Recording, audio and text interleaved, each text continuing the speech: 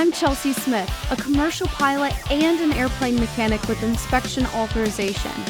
With every new rating, I'm reminded that a license is a license to learn. This is my journey to discover pilot jobs that I know little about, to learn new things and to experience different airplanes, and to talk with working pilots. An expert in their aviation job, a throttle jockey.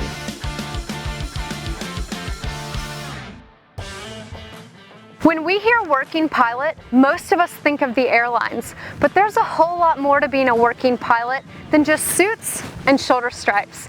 I want to know more about these jobs and how the pilots make a living, which brings me here to the South Plains of West Texas, where pilot Terry Porter has been dusting crops for more than 43 years.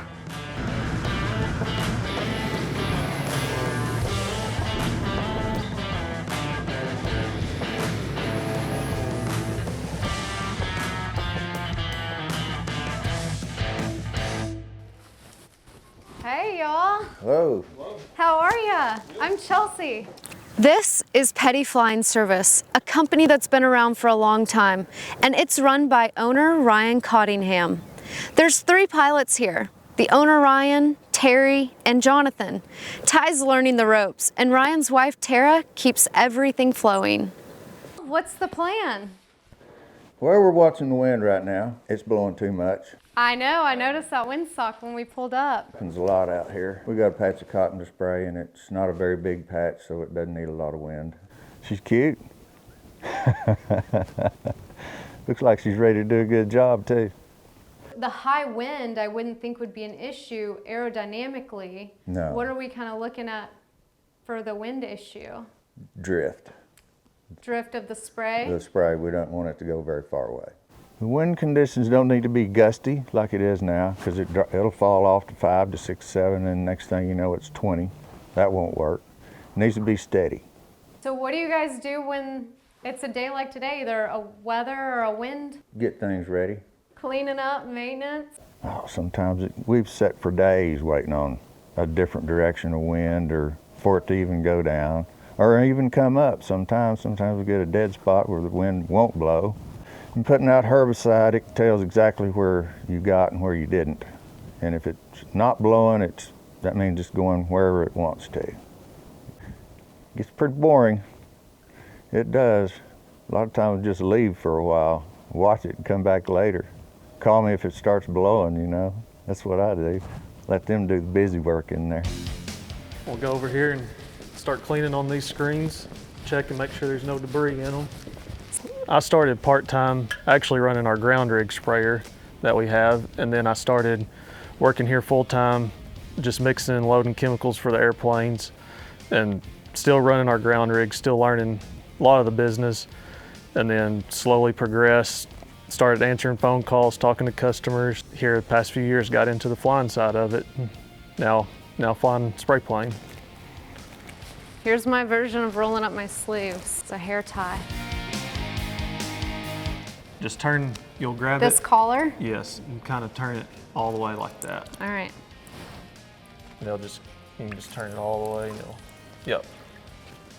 So this is the check valve assembly. You can see there's a little bit of debris, and you can just kind of slosh it around in that bucket of water. And so the there. debris just comes from the atmosphere?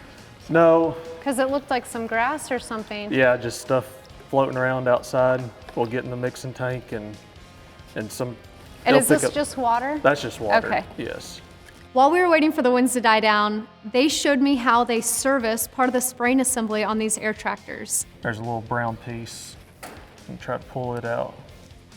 That's what the check valve. So whenever we turn the spray handle off, that makes sure no extra chemical is dribbling out as you're pulling out of the field. And so those are really important to make sure that they're good. Yep. And that's it? Screw that back on. That's not a bad job. Yeah, it's not bad at all. You weren't kidding, anybody can do this, huh? Turn that back on there and it's ready to go. You got probably 50 more to go. You're already checking me out on this? Yep, you're checked out. You got a lot of confidence. Yep, more than qualified, so. All right. They showed me how to do the first 1 or 2, and then they disappeared. I don't know where they went, but I was thinking, typical.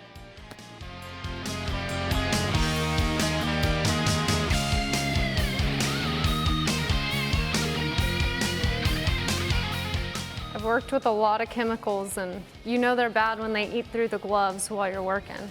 This stuff hasn't done that yet. Oh, and look, there's a bunch of junk in here too. How come you aren't using one of these? Oh, that's what I need. You tell me now? Yeah. Oh, that's much better. Figured at the end would be a good time to let you know.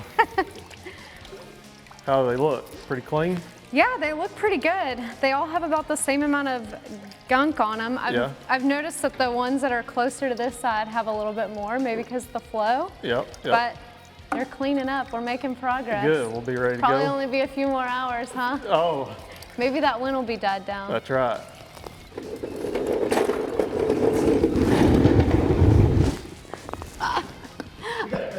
To service these spraying nozzles, which also act as a check valve, you just take it off, do a visual inspection, flush all the debris and contaminants out of the screen, and then there's a little piece of diaphragm material. Use a pick, take it out, throw that away, and replace it. It's just a consumable part. A very simple system it looks like. Do that quick visual inspection and put it right back on the system. I've heard these guys fly pretty low, but when I was finding tufts of grass on the spray nozzles, I knew just how low they were actually going. 37. I sure hope those winds have died down.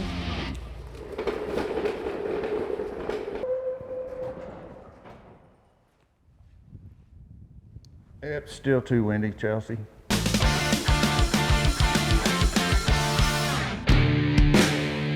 Monday, Texas, located 75 miles north of Abilene. It's basically in the middle of nowhere.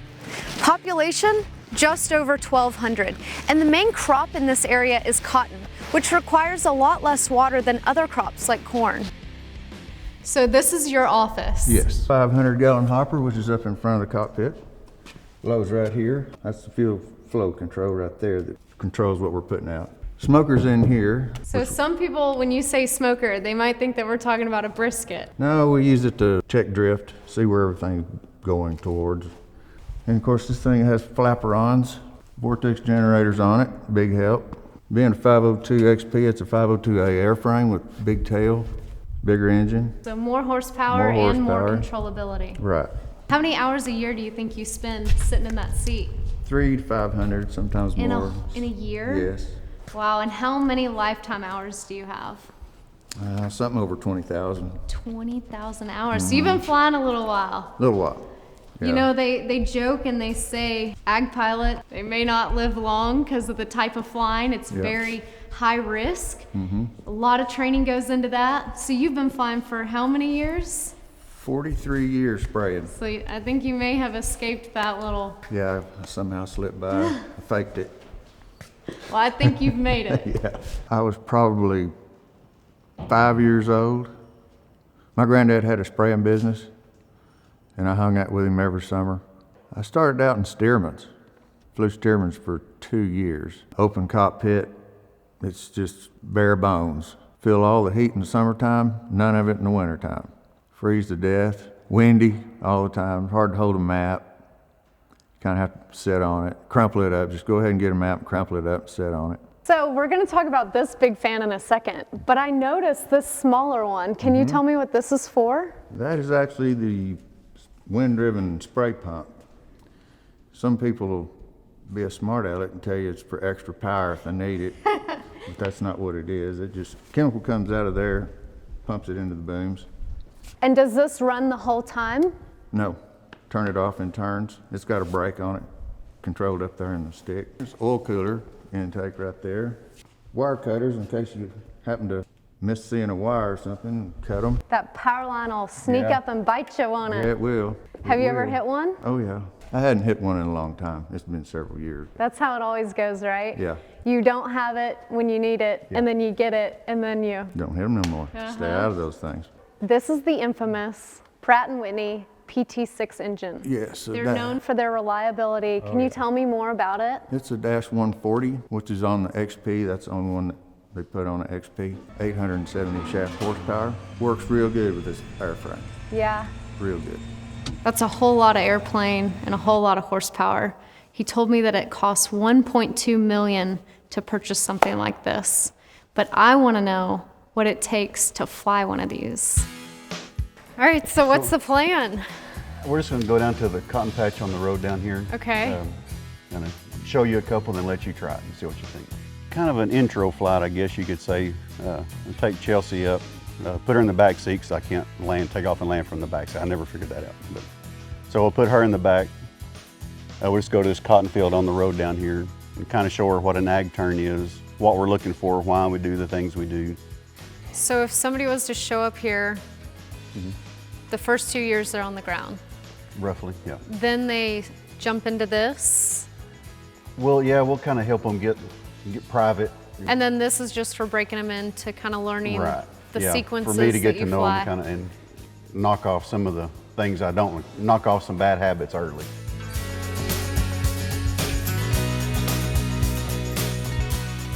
Ready? Yes.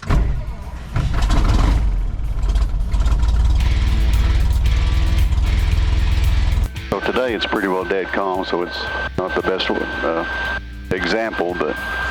So Are you talking about for overspray? Or like drifting, I mean? Yes. For which way to run because you don't want to fly back through the chemical. Okay. So you want enough breeze to get it out of your way as part of it. And then the other is, so you know which direction the chemical is going to move for your drift and how far. So sometimes dead calm is worse than, too windy. Yeah. Because one pass will go one way, your next pass will go the other way, and you've got to streak through it. It'll linger. Right. Do you have any tail wheel time at all? I would not consider it. I've flown a Cub a little bit, but I didn't do takeoff or landing. Okay. It's all been tricycle gear. Okay. All right, everything's warmed up and ready if you're ready. Yeah, ready to roll. All right.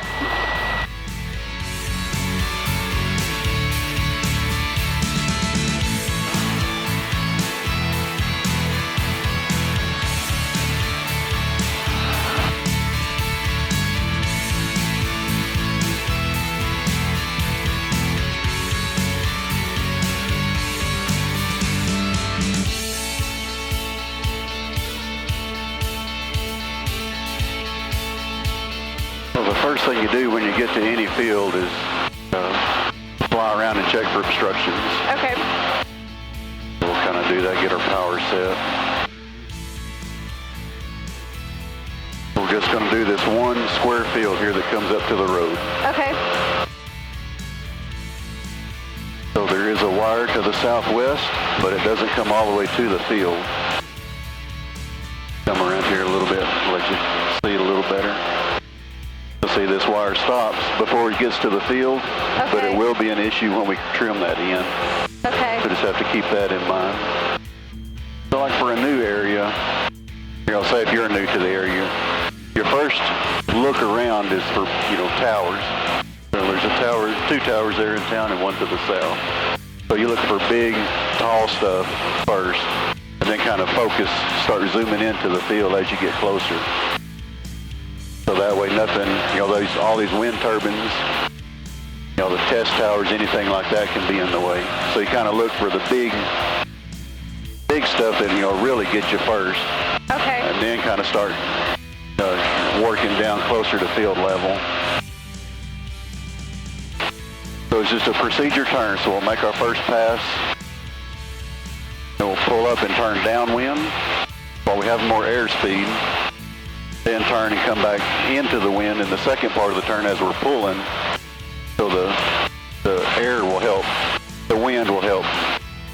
Increase the airspeed? Right. Yep. So the other thing, you never want to make your first or your last pass looking into the sun. Make one more good look close, and then we'll turn and dive in. We'll be shooting for about 10-foot altitude going across the field. And that's just an eyeball? Yes. Does your equipment and the other ones tell you? One airplane does have there's an ag laser, they call it. There's an actual laser in one of the inspection panels in the wing that reads out on the light bar. But normally it's just part of your training. I'll have you make passes up and down the runway, 2 inches high, the entire length of the runway, so you know that sight picture exactly spot on. So you have to know where your wheels are. Where we're talking about going under wires or going over wires. Coming in over a wire. You need to know exactly where your wheels are. Okay, so we'll drop in and line up on our first pass. So about a pass and a half in, roughly. With no wind today, we might want to be a little closer to the edge. Come down and line up on the row. You want to spray on and off with your wings straight and level. Pull up to clear any obstructions. Start your first part of the turn. Keep your pitch about the same. Roll into the second part. Back over your turn windows. About the second pass. You'll be looking at your light bar, of course. Line up. Probably 50 feet or so. Roughly what this airplane would do. Straight and level. Spray on. Keep the ball centered. That's important for your pattern. Spray off. Up over the old thumb jack. Over around again. Keep your pitch the same so you're not pushing and pulling on yourself. Okay. Instead of pulling up and then letting down. Yeah. That'll make you sick faster. Correct, but do your corrections before you get there. Then straight and level again. Back down and right down the row. Oh my God. Keeping the ball centered because that affects the nozzles and the relative wind. Yeah. That'll affect your drifts and streaks and all of that too. So keeping the ball centered here so you don't all spin in the turn. Then slowly relax back pressure as you roll out. Nice and smooth. Back on your line, straight and level when the spray comes back on.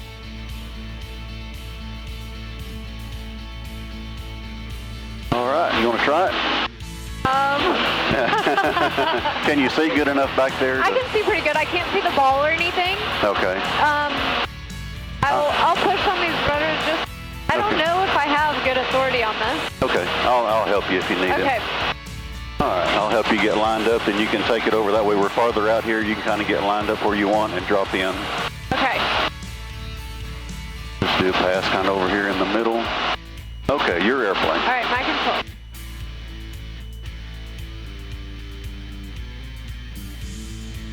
Kind of go ahead and come on down, smooth and steady.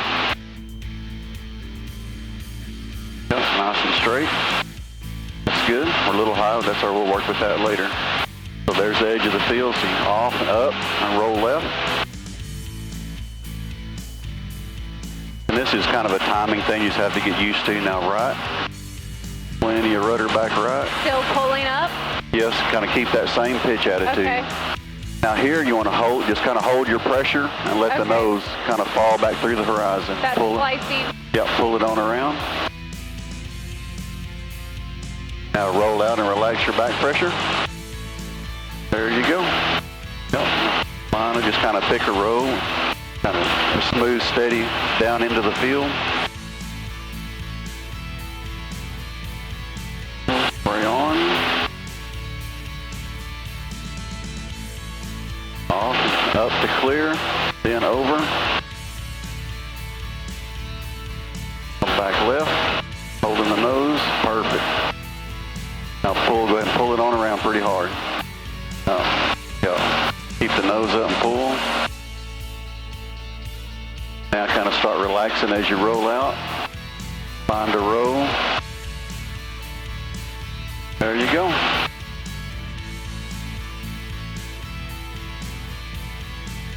On down.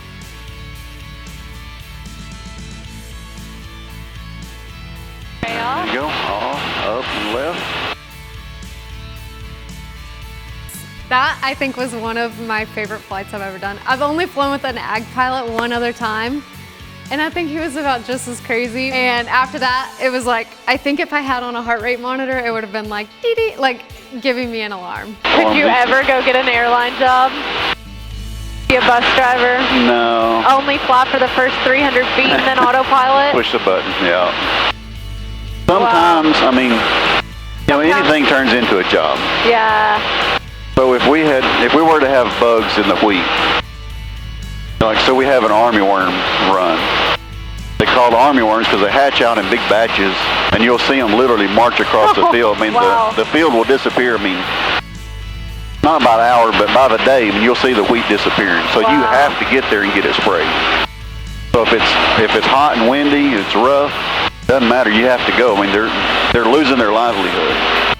So you're kind of part of why you wear a helmet. You may hit your head on the side of the airplane. Used to, the door handles are at the top of the door. And the door handles would hit you in the head. It would be so rough.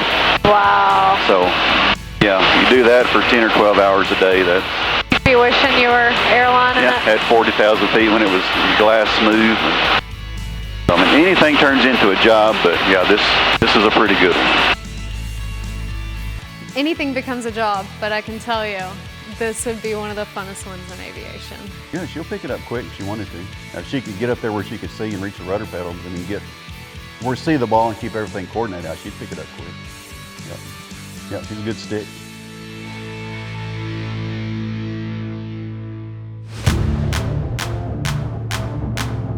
Before anybody can ever really start flying, it's not just about the flying with this. It's more about farming than it is flying.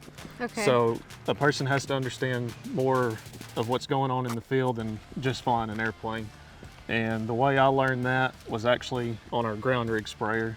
Learned more about the farming and then mostly more about the chemicals, because that's the important thing of what all actually is happening in the field. And that's always been a good way to kind of get started on the understanding part of it. So okay. I actually grew up in a farming family, but this is where I actually learned more of the ag side of the business. Okay. And so this is a great way to learn more about what we do at a little bit slower pace. Learn it on the ground and then hop in the plane. Yes. So the weather's really great today. The winds are down and we're gonna be running two different applicators. We're gonna use the air tractor and the actual tractor. It's a sprayer applicator that they're gonna take out on the ground in the fields, as well as the air tractor will be in the air. They're gonna be spraying two different plots. So this looks a little different than an airplane cockpit. Yeah. A little bit more going Still on. lots of buttons and switches over here though. Yes, it is. The best thing about this compared to the airplane, it drives itself. Ah, a little autopilot on the ground. Yep, it's pretty nice. So right now we just need to crank it up. Okay. And warm it up. So there's the key there, just crank Do it I up. need to hit the brake, anything? Yep. You Just can crank it? Crank it up. There we go. And so, is this like a big diesel engine? Yep. And we need to wait, do we have like engine gauges that Yes. we're trying to look at? All that right there. Okay. And so, kind of like on your airplane, instead of waiting for it to get in the green arc, you're just waiting for it to come out of the blue arc. Okay. So, all right, let's go get the mix ready for it. Okay.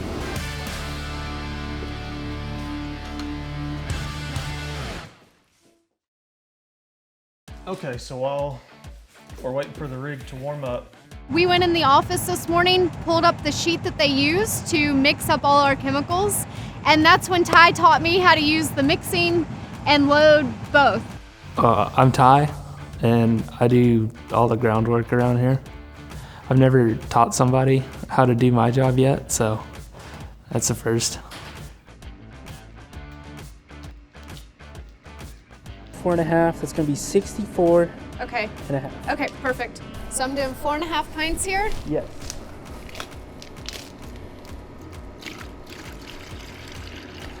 She did good, better than I did on my first day. We just mixed the load and made sure we had the right amounts of the right products and put it in the application device, and that's about it. All right. Okay. So over to the filling tanks. yep, ready to get it loaded up.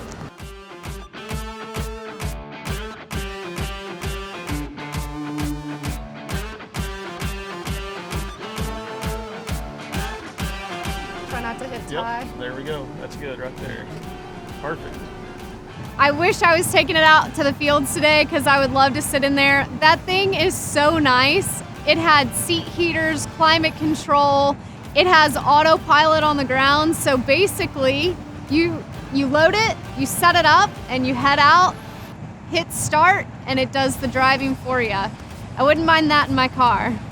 So we're gonna be loading the plane, loading the tractor. I think we used 3 different things, mixed it all up, and then we add a ton of water. So you're looking for these very specific ratios of application, and water to mix up and then add it in the tractor and the air tractor. Good to go. Plug it just straight in. Oh, there we go. Oh, we got to get the sprayer out of the way and get Terry's plane moved and filled up with chemical so he can go spray. The wind's starting to pick up, so we got to get the sprayer out, get it on the crops, and we're gonna get Terry's plane ready to pull back over here, fill it up, and get it going too. All right, so we filled the sprayer. Now we're gonna fill the hopper. Are we filling the main hopper, or is there one back here? It's the main hopper. That's it? That's it. Okay. Well, right now we're filling the rinse tank. It's like 15 to 20 gallons of fresh water. Just so he can rinse out when he's done. Oh, so it's for after? Yes. There's a few more steps on the boom to make sure that all of those valves that I changed the diaphragm on weren't leaking. We did have a problem, and one of the diaphragms was missing on one of them. Super quick fix right there on the ground while everything else is still in progress. One of them didn't have a diaphragm in it. All these are new now, but one somehow it happens. It didn't have, and then the other one, no telling, a little kink in it or something. No big deal. Well, just two, I think. Terry hopped in, plugged in his data card that they configured on the computer inside. Everything was loaded up, and it was time for him to start. We got our GPU, our ground power unit, plugged that in so he could get that turbine spinning. And when everything was good to go, we unplugged it, got back away from that prop in the proper direction, and went out to watch him take off on the flight line. He was a little worried about winds picking up the same way that they were yesterday, but right now they're good to go, and I don't think he's gonna have to be worried about that overspray issue that was an initial concern.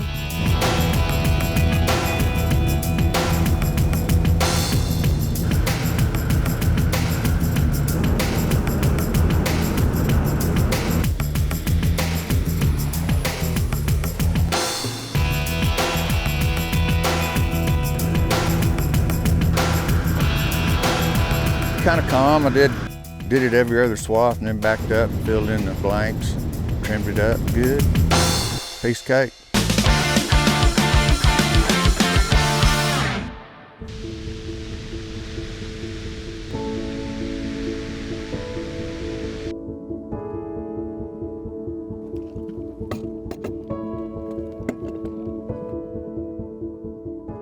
We could probably sit here for 2 weeks around a bonfire and start combing through all the stories. Can you tell me some of the highlights of your career, for better or for worse?